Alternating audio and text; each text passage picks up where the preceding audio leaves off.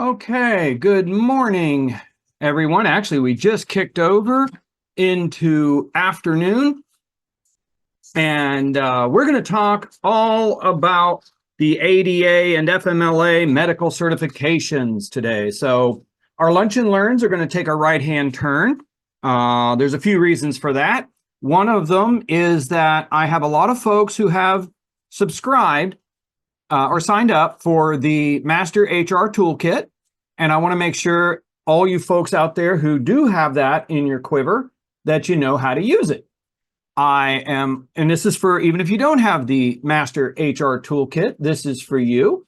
I actually resigned from my original human resource group and joined another one. I actually joined the Southern Ohio Human Resource Group, wonderful group of folks. I like going to their meetings because I actually learn something.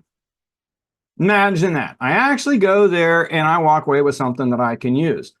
I've been in human resources for 41 years. I've been a practicing attorney employment attorney for 28. And I will tell you, when I go to a session, I got to walk out with something that I can use. I don't know how many, actually, this is a good time for everybody to, oh, there's Kelly from my South Central Ohio HR Council. Hey, Kelly, great group down there. I highly encourage folks to take a look at them. We had a great meeting last month. I thought it was wonderful. But here's what I get tired of with so many associations, not just HR associations, but a lot of fluff. A lot of fluff, a lot of PC stuff, a lot of entertainment, go and laughed, had a good time, didn't learn a frickin' thing. Well, anybody who knows me knows I am not a cheerleader. Okay, I like to keep things fun. I like to keep them interesting. But I will tell you right now, if you want to be a human resource person, you've got to train like an Olympic athlete. Give you a great example. I just did legal update, 6 hours. It's always 6 hours. Every year is 6 hours. But I will tell you, give you a good one right here. Why do you have to train so hard? If you have not updated your handbook since July of 2023, it's illegal. It's illegal. Okay. Let me just do a little poll here just to show you what things are happening in the HR community. And it burns me when I run into associations, HR and otherwise, that don't teach you this stuff. Okay. How many people in here have something in your handbook that says that you need to act in a professional manner or that you need to treat your coworkers and supervisors with respect? Does anybody have anything like that in your handbook? Now I'm going to try to figure out my hand gestures here. Yeah, okay, I got some hands going up here. I'm trying to get my hand gestures to go up here. And Zoom, I'm quite sure, has made another improvement here, so now I can't work the damn thing. Okay, improvements. Look at all the hands going up. Okay, those are illegal. Those are illegal. You got to edit those or you got to get them out because the National Labor Relations Act or the National Labor Relations Board came back last year and they said that employees have a right to complain about you. They have a right to argue with you. They have a right to go out and say horrible, terrible things about you. And that includes dropping the F-bomb on you. I will tell you, it's a whole new world. So that, and I've been doing a lot of brain stuff. And I want to take care of my brain, and I've been doing a lot of tolerance stuff. The message that I send, where I think everyone should be treated with respect, no one should ever be illegally discriminated against, no one should ever be stereotyped, is absolutely destroying me. When I speak out against the HR community, against what I would now refer to as some folks belonging to the HR mafia, you never turn on your own. We never turn on our own. Okay, so when someone tells me that I am guilty because I'm a white male, because I'm born the wrong color, when somebody tells me that I'm a racist just by virtue of the fact that I was born white. With a lot of HR groups, that's okay. Not all of them, but a lot of them. And I will tell you, I like to put who said what into my sessions. And if you do that in the HR community, you will be banned for life. Well, guess what? I'm banned for life. And I am angry over that. So what's happening in the world of associations today and the HR community? You are not being given what you need to stay out of legal trouble. Actually, my former chapter is teaching you how to get sued.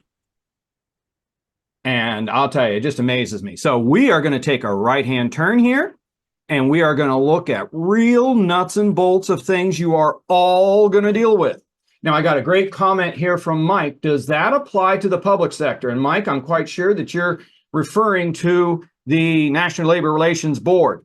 Mike, as of right now, 12:05, and I don't want to speak too soon, on March 8th, 2024, no, doesn't apply to you. Doesn't apply to you. Mike, what we're going to talk about today sure as heck does.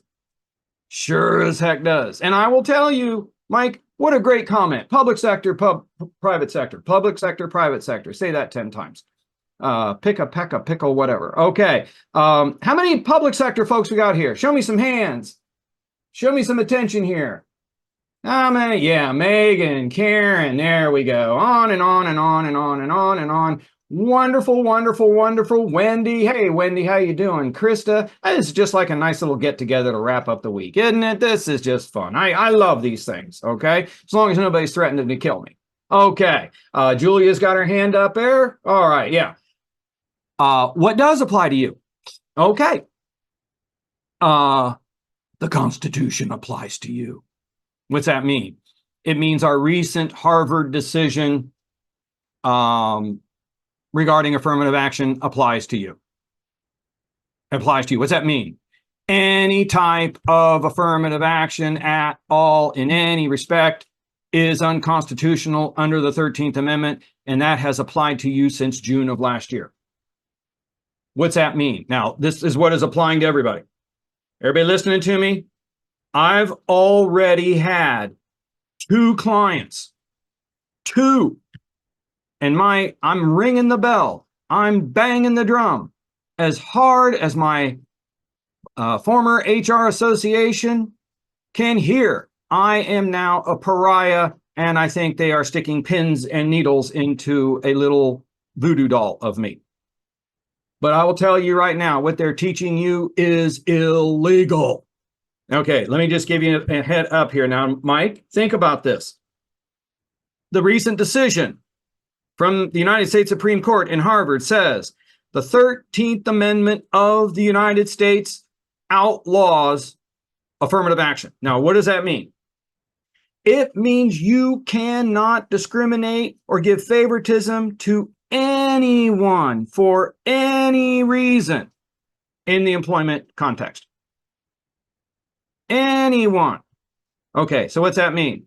It means that if you take into consideration at all someone's race, age, gender, whatever, you have just broken the law. And I've had 2 clients that wanted to increase their diversity because they're doing what DE&I has always done. This is the purpose, to increase diversity. Now, let me tell you right now, let me tell you what the legal answer is. It is illegal to use any protected class as a factor. And when you hear this in your HR chapters, and we've got a couple of diversity conferences coming up here in the next few months, I cringe, because they're going to get up and they're going to say, you need to set up mentorships for these people or for those people. You need to help these disadvantaged people. We need to increase our diversity. So we are going to give a nod to somebody, or we're going to take special consideration to someone who's female, Latino, Asian. That's illegal. And how do you get caught? Your cell phone will get you caught. Why did my clients, one had to spend $50,000 and the other one had to spend $30,000 to settle a claim because their emails were incriminating? Their texts were incriminating. Why? Because Commissioner Lucas of the EEOC, Equal Employment Opportunity Commission, just came out last month and said, if you use any protected factor, like race, as any consideration, that's illegal and we're going to get you. All right, so guess where now. Anybody, let's look in the chat, because you can give me a hands up. You can chat me up, or you can open your mic. Does anybody, recruitment and hiring decisions are different. I'm sorry, Latoya, that's what my clients got caught on. Mark Cuban went out and he said, he was testifying before Congress. He went out before Congress and he said, I'm a businessman. Sometimes it's important to consider someone's gender or race. And I give a nod to that. That's where the Commissioner Lucas slammed him. And right now the EEOC is looking at Mark Cuban. That is true in the private sector too, because that violates Title VII. So what am I saying here? Here's what you need to do. Here's what you need to do. You need to set goals for increasing the applicant pool. Not in hiring. Build that applicant pool. If you're a recruitment, Latoya, more power to you. Here's what I would say you need to do to make things legal. You tap into every historically Black college. You tap into every single Asian group in this state, in this country. You tap into every transgender, every gay group, LGBTQ. Tap into all these groups, Latino. Build that applicant pool, and you will find qualified candidates. Okay, you will. So, Latoya, thank you so much for your comments. Latoya, you shoot me your hard copy mailing address, and I will send you a free copy of Healing the Human Brain, because I want everybody to be healthy. I want everybody to be given a chance. And I will tell you, Latoya, I couldn't have scripted this any better. I got to take you with me to St. Louis next week. You want to get a plane ticket? You want to come with me? Because there's a group out there that's getting nailed. I will tell you right now. Now think about this. If my former chapter, Hirako, gives advice, like one of their speakers gets up and says, you should give special consideration to someone who's Black to increase your numbers, someone who is Hispanic, someone who's female, and my client gets hurt, does it, my client can sue Hirako. It can sue every board member individually and put a lien on their house. It can sue the companies those board members work for. Now, if you don't think it's war, if you think diversity is worth saving, if you think inclusion is worth saving, do it legally. Don't do what the HR mafia is telling you. Listen to what Johnny Taylor of SHRM is saying. Now, that's just one example of why we're going to take this right-hand turn here. Is everybody with me? I will never, ever tell you something that isn't correct. I have researched everything that I'm going to say. I will never just tell you something just off the top of my head. Everything I say is researched. Muted myself. Someone out there has there we go. Okay. Okay, you can all unmute yourself now. I had to mute everybody. I had to mute everybody because they had their mic on. Sorry about that. Okay, I'm going to show you, as an HR practitioner for 40 years, listen up to me here. Everything, pretty much everything you want to do is legal. Latoya, you've got a legal way, and I'm right behind you, Latoya. I want diversity. Let me just give you one more example. My dad recently passed away, which really ticks me off because Hirako says he's guilty. and he was a racist because he was white. Okay, I think that's immoral, just terrible. Oh, and by the way, you see why DE&I is getting canceled in 6 states? Nebraska is next, and Ohio will probably be this year. You see why that's happening? Oh, Mike, everybody look at your chat. Mike, will you email that to me? circaworks.com. circaworks.com is a great diversity job board. Thank you, Mike. Mike, I'm going to ask you a personal favor and email that to me, and I will send that to everybody. Understand, I want diversity in the workplace, like First Federal in Newark, Ohio. Hey, Scott. Yeah, Mike. I'm sorry. This is Mike. Just I wanted to add on to that because you hit home with me when you had referenced about the expanding your net in recruiting, Yeah. versus your decision in hiring, which is what we did, and Yeah. that's where we came across that job board, and they go out to like 48 different job boards around the country, every diversity area that you could possibly think of. They got an amazing tracking method. You'll see how many people visit your site, how many people pull up your posting, how many people apply to your posting. I can't say enough about it. It has really helped our recruiting diversity. Hey, Mike, you shoot me that site right there that I will send out to everybody. And you send me your hard copy mailing address. I'm going to send you a free copy of the Healing the Human Brain book. Okay, that's great. You just saved somebody's job. All right. Thank you very much. I appreciate it. Oh, I do too. We're all in this together. You're right. I got like 160 some people here, and I'm here to tell you, absolutely. First Federal in Newark, Ohio, little Newark, Ohio, 54 employees, one of the most diverse organizations you will ever see. In Newark, Ohio, where I think it's a requirement that you are white and straight. I think that's a requirement. I'm not sure.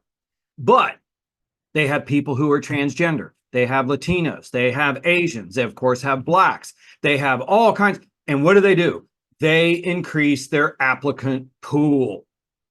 That is legal. It is perfectly legal, and it works. Don't use the illegal ways of the past. All right? I live in Newark. I'm not going to fight you on that. Thanks, Wendy. Yeah, I'm from Newark, Ohio. I graduated Newark High School. I know it quite well. Okay, now, today, we are going to help you make sure, go Cats. Well, we hope so. All right. I'm going to look at something that's going to affect all of you. Now, if you are Master Toolkit people, just follow along with me. And I do want to put a plug in for next week. Next week, we're going to look at using proper medical leave of absence policies and other forms. There's a bunch of forms that you got to use when you're ADA and FMLA. Okay. And let me also mention that National Labor Relations Act thing I talked about. This is such a hot issue. I've got so many clients that are getting into trouble with this. On March 22nd, we're going to do a half-day seminar just on the National Labor Relations Act for non-union employers. Just for, and now, public sector folks, take a break. Doesn't apply to you unless you want to like to know what might happen if you ever end up in the public sector. But I will tell you, you got to be aware of that. Now, for those of you who are not Master Toolkit, this stuff still applies to you. But I am going to show you where you find this in the Master Toolkit. But everyone here, oh, Sheila, oh, diverse applicant pools have always been the best way to elevate opportunities. You know, Sheila, that is so good to hear somebody tell me that and doesn't tell me that I am a white bigot and I'm going to burn in hell and everybody in my family should go with me. I am telling you, the hate that I get is amazing. Sheila, shoot me your hard copy mailing address. You got a Healing the Human Brain book because we all are in this together. All right. Thank you, Sheila. Love you. Okay. So everybody in this room is going to have an ADA claim this year. Everybody. And I don't care if you have 15 employees or not. Ohio says, public policy says the ADA applies to you. Oh, and by the way, for those of you who are further across the country, every state has that. Okay, some of you might have FMLA claims. Some of you might have FMLA claims. You all will have ADA claims. And now, how many people here dread the FMLA? Anybody here got a problem with the FMLA? It causes you fits? Yeah. Hands. Yep. If I knew how to put my hand up, I would. But again, we got some improvements here. Okay, absolutely. When you have somebody who is going to take time off for themselves and you're covered by the FMLA, 99.9% of the time, that is also going to be the ADA. It is almost impossible to separate them. And to get covered by the ADA today is about as hard as falling and hitting the ground. Okay, so if you are a Master HR Toolkit person, if not, just follow along. You're still going to get the same advice. Go to your account. So I'm going to open up my account here. There we go. I'm already logged in. I'm going to hit downloads. That's going to bring up my download. Look at all my downloads. Look at all, I got my sexual harassment stuff. Oh my God, there's Master HR Toolkit, and it's a subscription. And the reason it's a subscription because I'm always updating it. Okay, so we got all these contracts and things in here. I'm going to page down, leave of absence and FMLA forms. Okay, now look at the top here. Employee's own medical certification form. And that is for the ADA, FMLA, and everything else. But what if you're not covered by the FMLA? What if you are covered by the FMLA, but this is somebody who is a part-timer and that person isn't covered by the FMLA? What if this person is in their first year? Okay.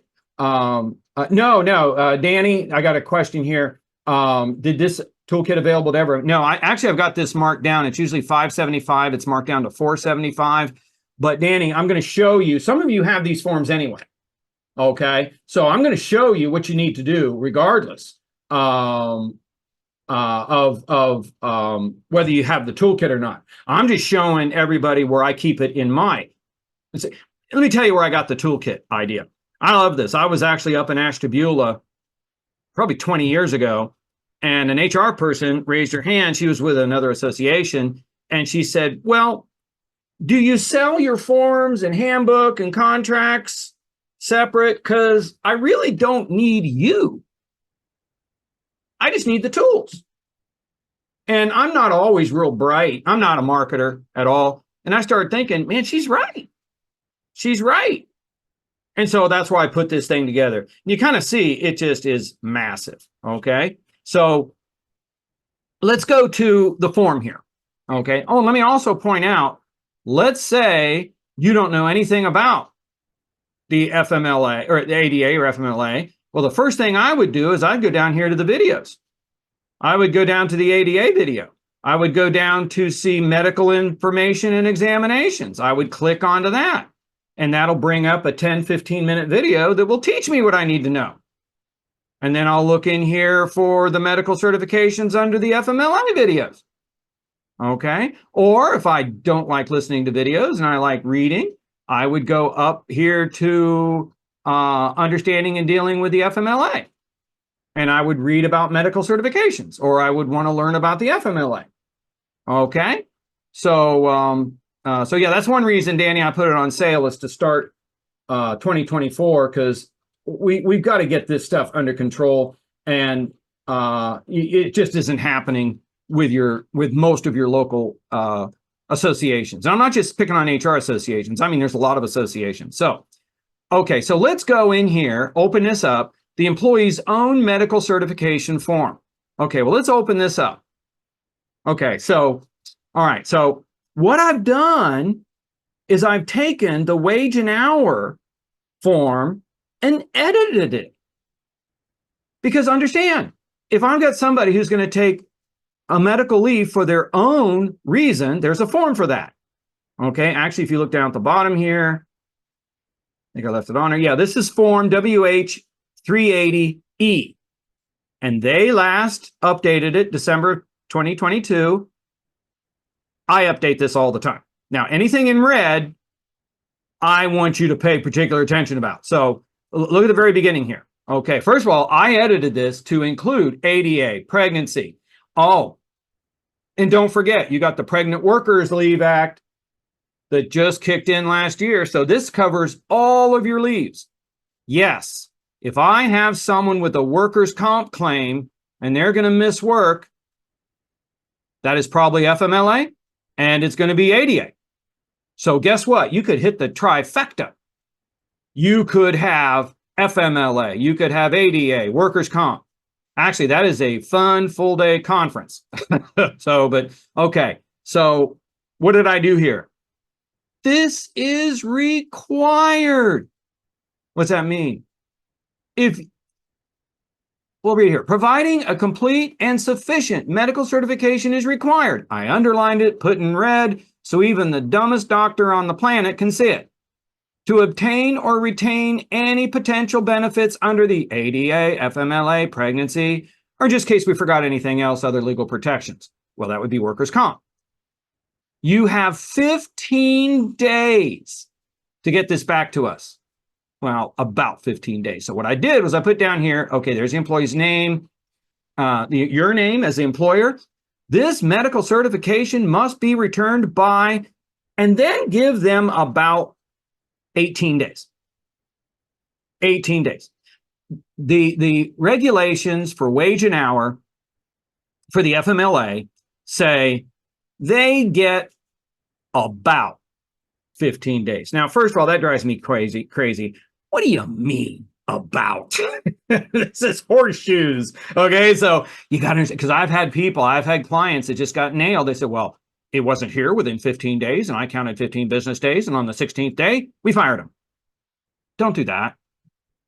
Don't do that. Don't do that. Okay, because it's about 15 days. Now, look what I put under here. The employee may be denied their leave and their legal protections if this document is not fully completed and returned by this due date. Okay, so there's their job title and everything. Now, I stuck this in here. Here's the regular work schedule. Statement of the employee's essential functions. You are not going to fit them in these little lines here. And what's an essential function? An essential function doesn't mean squat when it comes to the FMLA. But remember, I got somebody who is off with a nervous breakdown. I got somebody who is off with a broken leg. I got God knows what. Okay. This is going to be ADA. So an essential function means you do not have to give it away to somebody else. Now, let's hit a couple points here because I want to make sure we are experts when we're done. You don't have to give it away to anybody else. So first and foremost, those new, Mike's saying we use 15 working days to be safe. Well, yeah, that'd give them at least 2, maybe 4 extra days, wouldn't it, Mike? I'm good with that. Yeah, I want to err on the side of caution. Okay, so, oh yeah, I'm with you. Okay, I want to make sure I didn't miss any texts here because you guys are really good at this. Okay, all right. Now, ADA. If it isn't on your job description, it's not an essential function. Did everybody get that? I want everybody to write that down. If you've got something that's an essential function and it is not on that job description, Ohio courts will reject it as an essential function. And I got a string of cases on that. Because here's the logic of the courts. If it was an essential function, and understand, an essential function is like getting one of those gold coins in a video game. Okay? Where you go through and you eat them, it's like, dort, dort, dort, dort, dort. Okay? You get one of those gold coins, you're in great shape. That's what you want. An essential function means you can't do this job without it. It is essential. So guess what?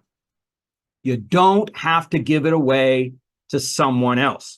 So you can kind of see, I changed this form a lot to get those things in there that matter for the ADA. Here's the problem. For those of you who don't have the HR toolkit, I suggest you make some changes like this.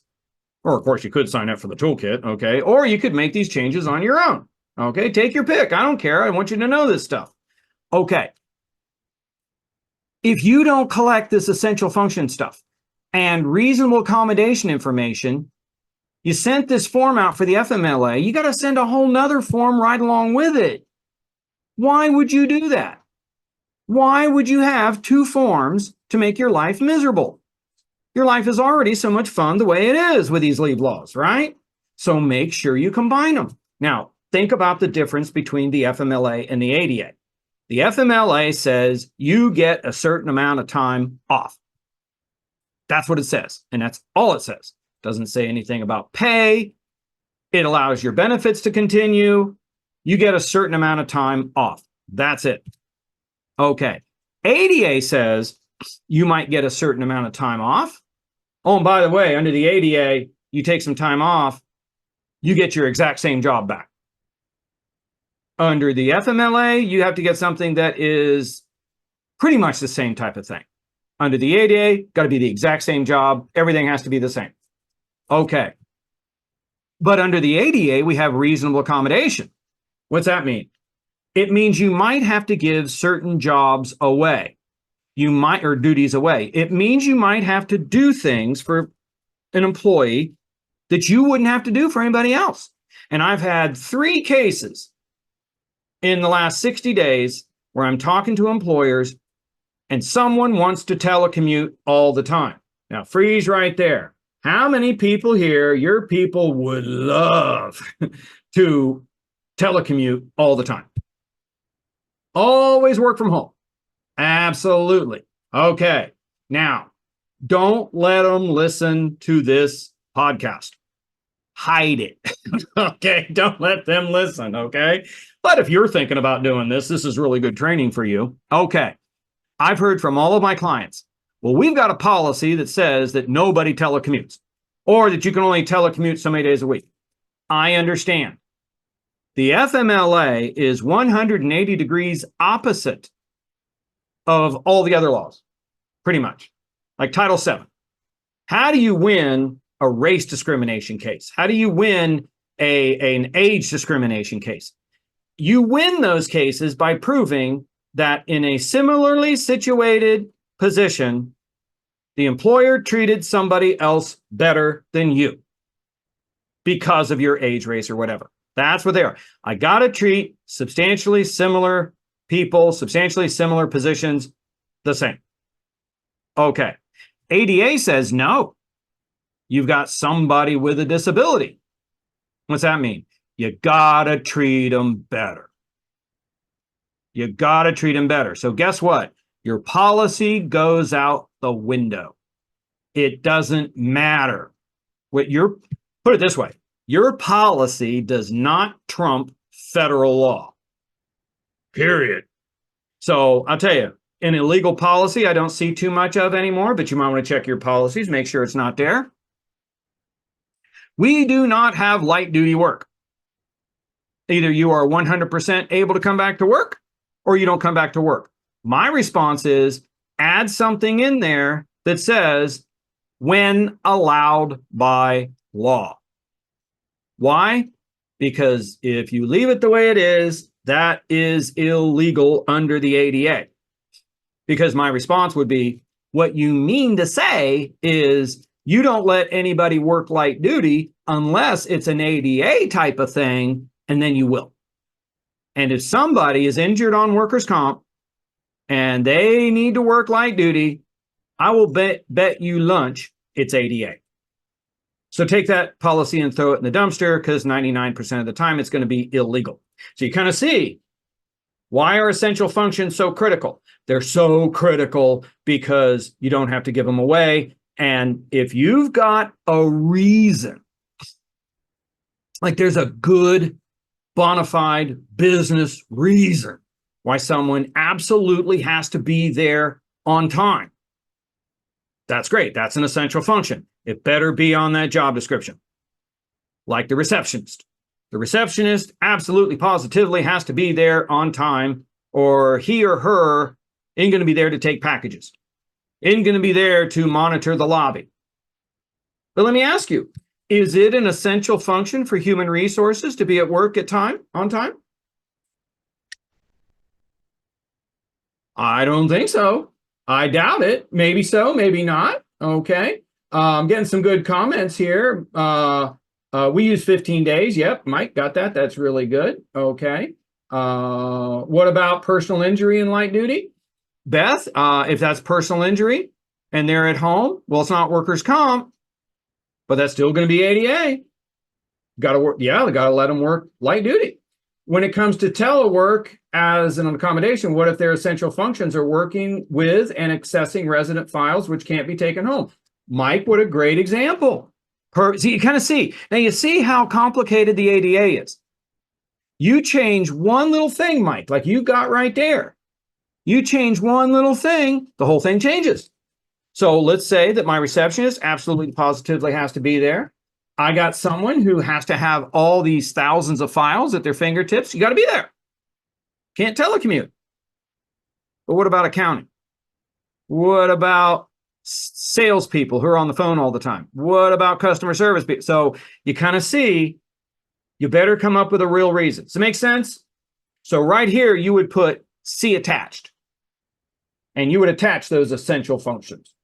Okay, great comments here. You guys are making this cook. Okay, so let's get into the healthcare provider. One thing that always bothered me is I don't know who the healthcare provider is, and I can never read a healthcare provider's signature. And I will tell you, some of these nursing assistants or social workers or God knows what are doing this stuff on their own because they're friends with your employee. Nope. I want to know the healthcare provider's name and I want to be able to read it. I want to know what their address is. I want to know the type of practice this is, and I want a phone number. HR is allowed to contact them and talk about what's going on. The supervisor is not. You are. Okay, so now we go down here. You should recognize this from the 380 form, medical information. Yeah, here's all kinds of stuff. I want to know what the diagnosis is. When did it start? You should recognize all this from the 380.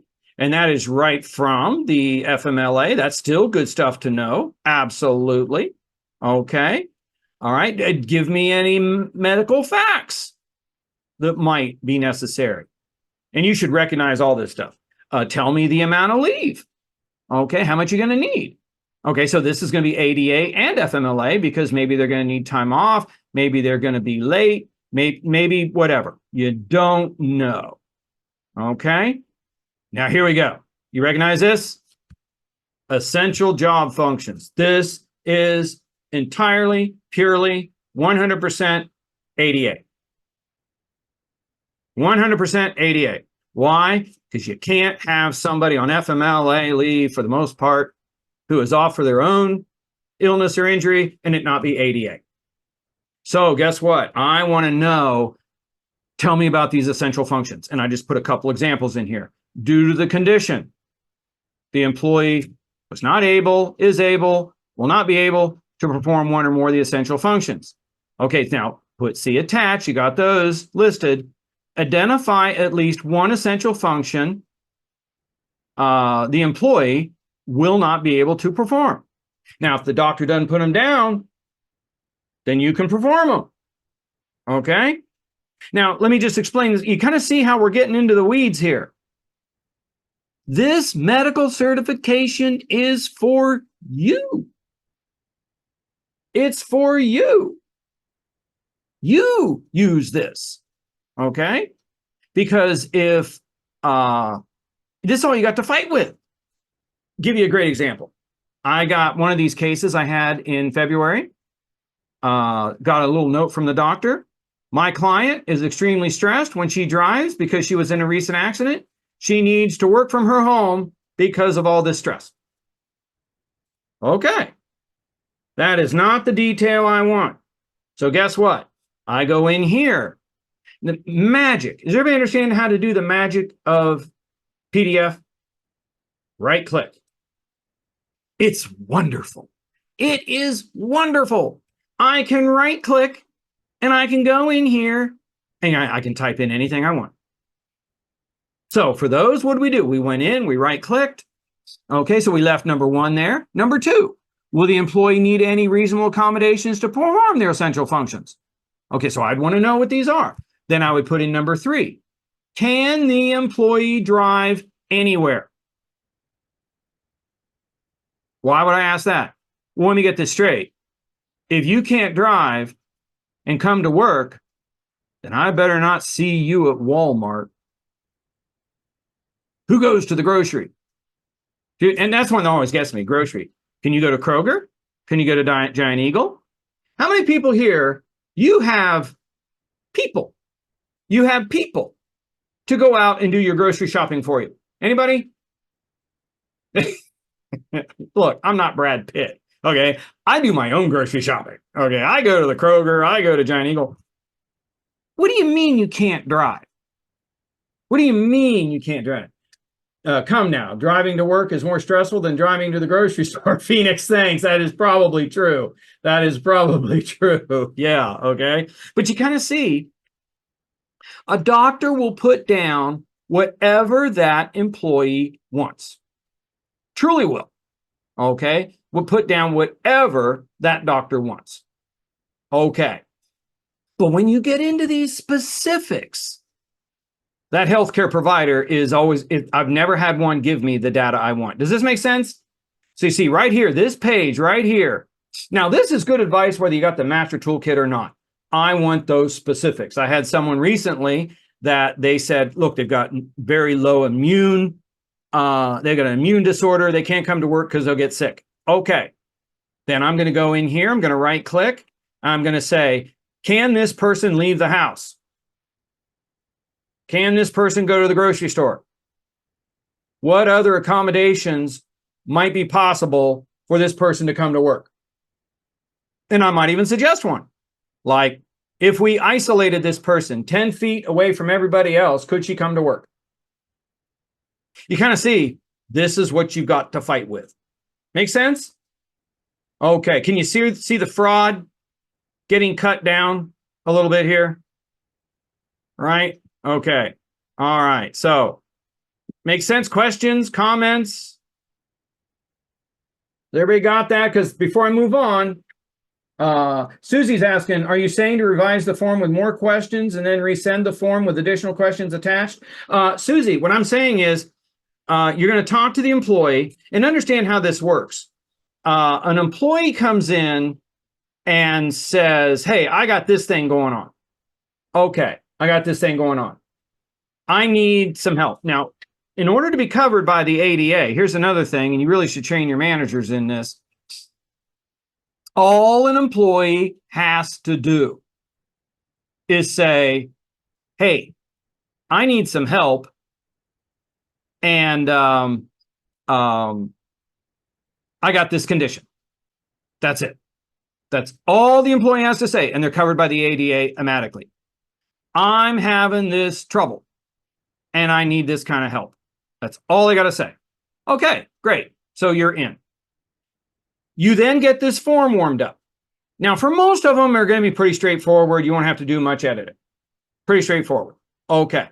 But let's say that you suspect this employee is lying. And I will tell you, you get a lot of employees who just flat lie. They just lie. Okay. So guess what? What we want to do is, oops, I'm messing with my screen sharing here. What we want to do is we want to get the facts. We want to get the facts. Okay. So how do you do that? This is the information that you get. Okay. So I want to get real specific, Susie. So I don't want to do a lot of extra work. Okay. I don't want to do a lot of extra work. What do I want to do? I want to make sure that I am collecting all the data the first time around. That's what I want to do. So Susie, if you and I were working together, we'd sit down and we'd come up with the questions we need, and we would put them into this form the first time around.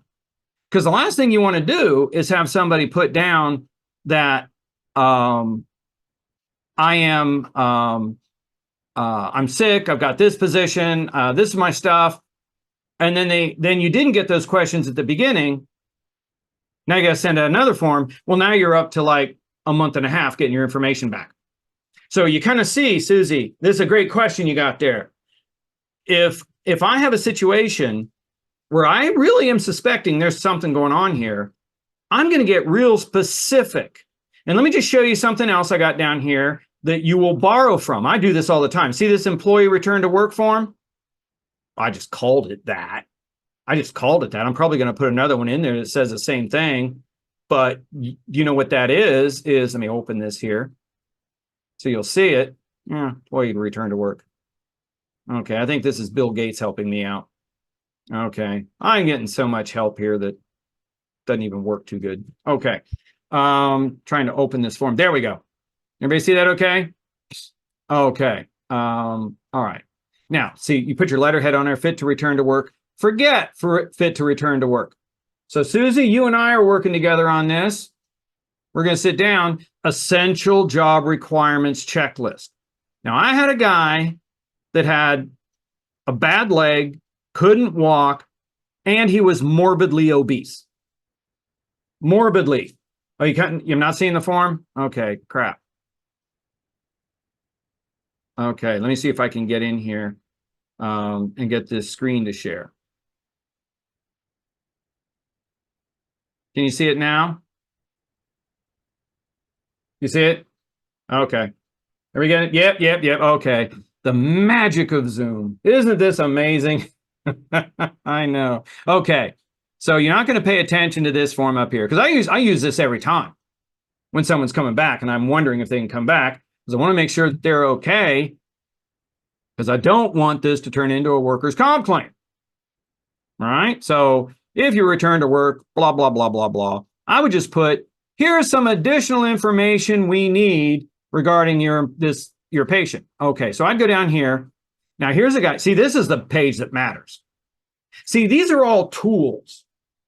And I'll tell you, I can't get through a week without using my toolkit. It's like going to the dentist. If you go to the dentist is going to have her tools right there, ready to go. That's what an HR person is. She doesn't get up and go and get another tool and come back, go and get another tool and come back. She's got them right there, ready to go. Okay, so that's what we got right here. This is what matters. So I got a guy, he's morbidly obese and a bad leg, saying, yeah, he can come back. Okay, so what do? I go to the essential functions.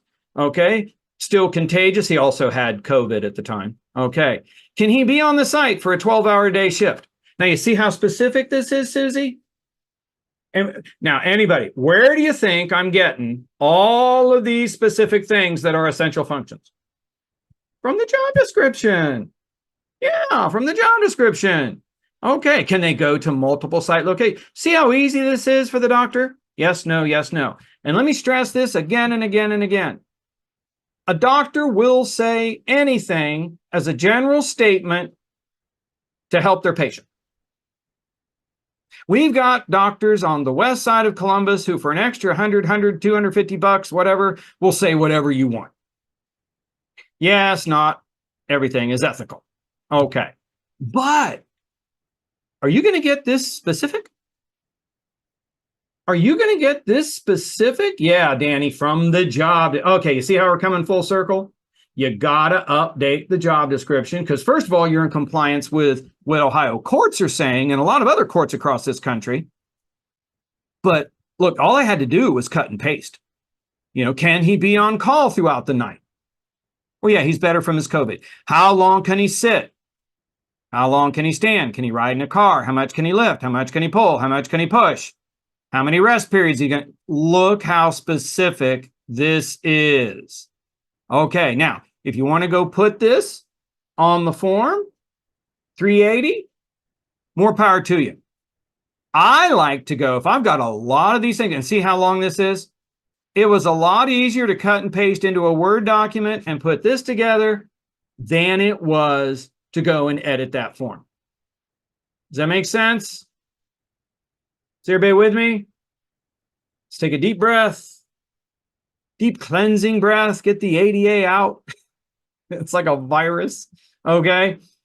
Questions, comments on anything we talked about so far? Because we got some more fun stuff to look at here.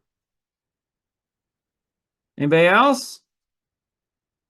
Nope. I'm glad it's good info, Diane. This is what you should be getting from your associations, and you are not. And let me tell you why I get upset. This is standard. Two laws you are all going to deal with this year. All of you. You are all going to deal with the ADA. All of you. You got to know this, and you got to know it cold. Now, what are we going to look at next week? We're going to look at all of these forms down through here to help you with the FMLA and sometimes the ADA. That's why next week is looking at the policies and looking at the forms. But this is enough to bite off for this week. You're all going to have to deal with this. Okay, so HR people are going to deal with this, and you're also going to deal with the Fair Labor Standards Act. Everybody here is going to pay your people, right? Yeah, so if you look at our schedule for our free lunch and learns, we're doing the medical certification forms this week. Next week, we're doing the rest of the forms and policies. Then what are we going to look at as we get into April? We're going to look at who is exempt and who's not exempt under the FMLA or under the Fair Labor Standards Act. I got clients dropping like flies. And here's what's happening. After COVID, we have redesigned so many jobs and we did not change the classifications. How long is the Master Toolkit valid? Well, the sale is on till March 31st. It is ongoing forever. Some of you belong to it for 15 years. Now, let me tell you, see all this crap? Probably shouldn't call it crap, but good freaking God in heaven. I mean, come on.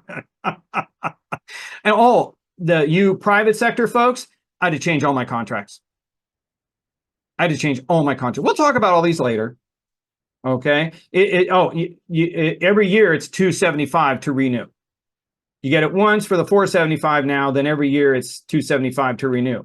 And Stephanie, God bless you. It is a monster. It is a monster because I didn't think that every time I got that I put this stuff in here, I got to update it. I'll tell you what I'm doing right now. And Pamela called me on it. Thank you, Pamela. You really, I appreciate it. All of these videos are all good for HRCI and SHRM credit. All of them.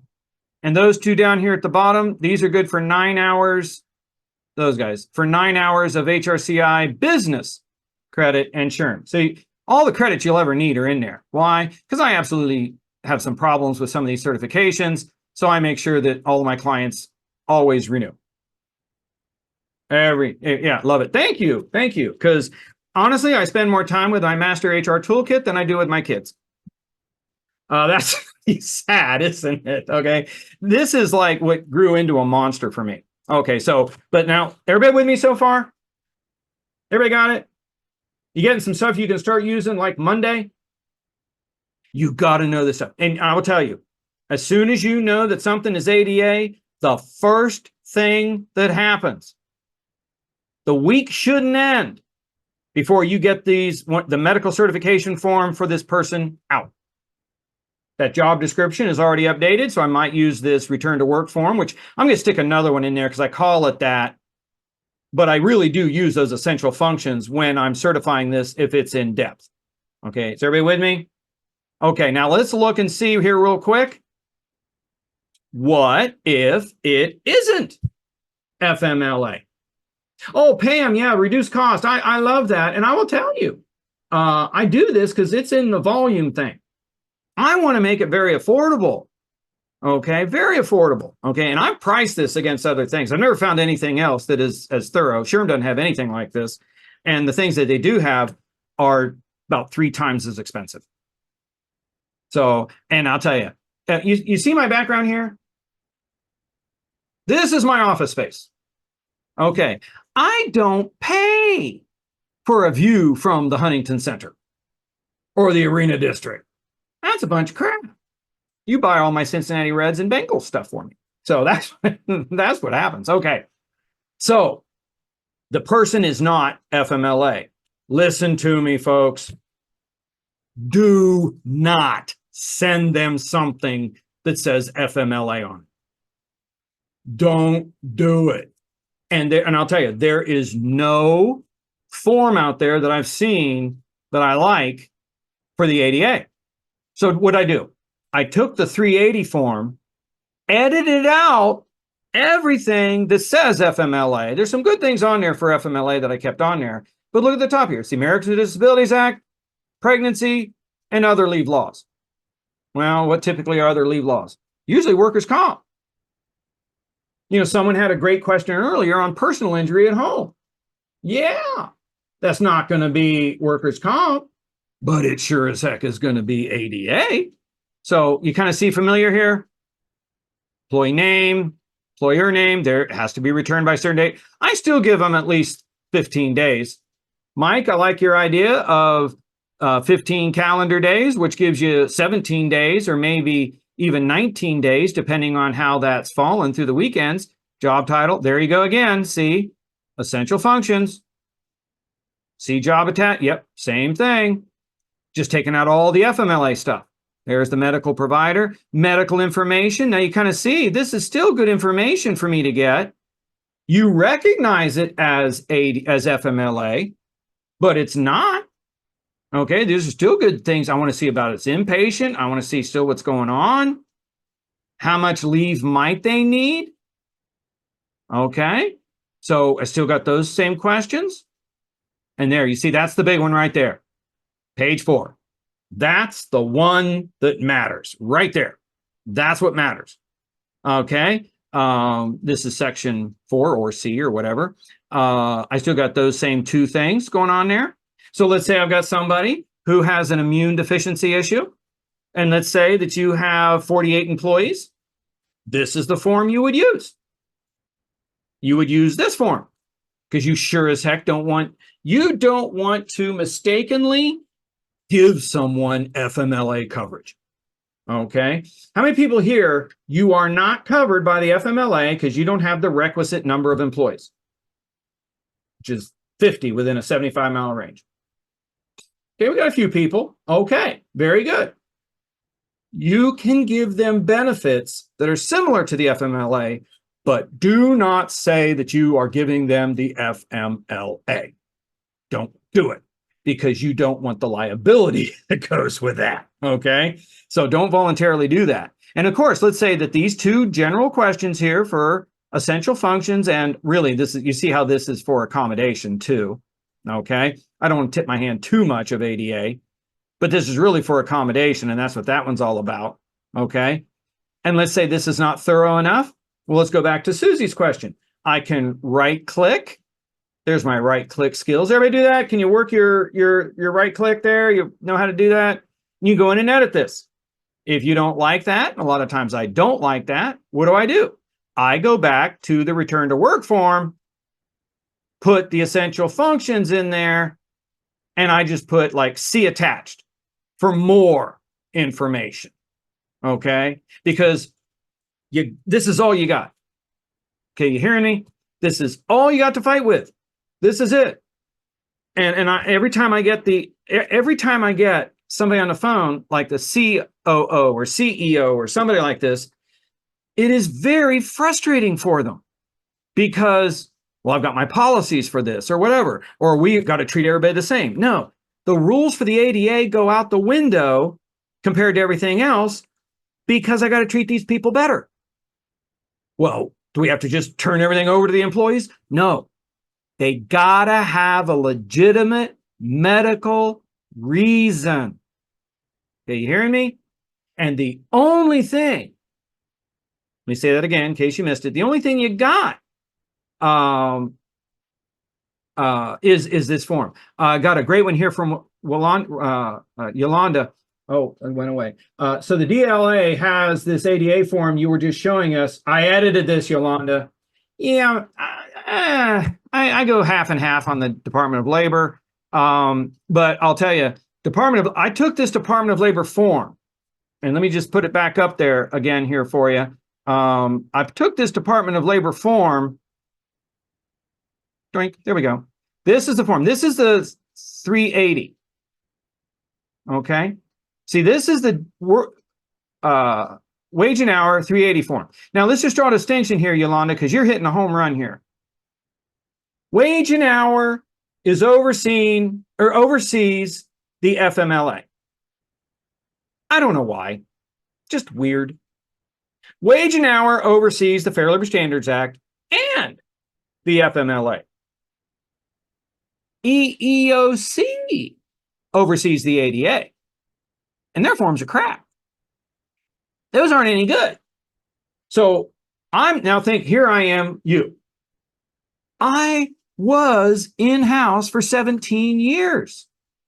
Now I'm a MASH unit for human resources.